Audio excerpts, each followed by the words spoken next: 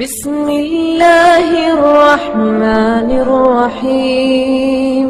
بسم اللہ الرحمن الرحیم۔ اذان اور شیطان۔ نبی اکرم صلی اللہ علیہ وسلم کا ارشاد ہے، جب اذان دی جائے تو شیطان گوز مارتا ہوا بھاگتا جاتا ہے، اور جب اذان مکمل ہو جائے تو آ جاتا ہے۔ پھر جب اقامت کہی جائے تو بھاگ جاتا ہے، اور اقامت کے ختم ہونے پر پھر لوٹ آتا ہے۔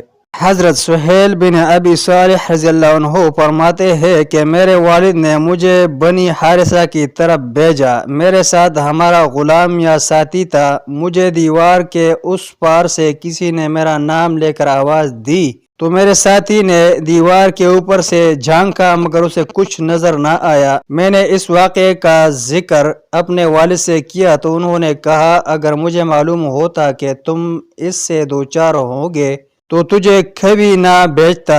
بہرحال اگر کبھی ایسی آواز سنو تو اذان کہہ دو۔ میں نے حضرت ابو ہریرہ رضی اللہ عنہ سے سنا ہے، وہ نبی اکرم صلی اللہ علیہ وسلم کی حدیث بیان فرما رہے تھے کہ آپ صلی اللہ علیہ وسلم کا ارشاد گرامی ہے، جب اذان دی جائے تو شیطان بھاگ جاتا ہے۔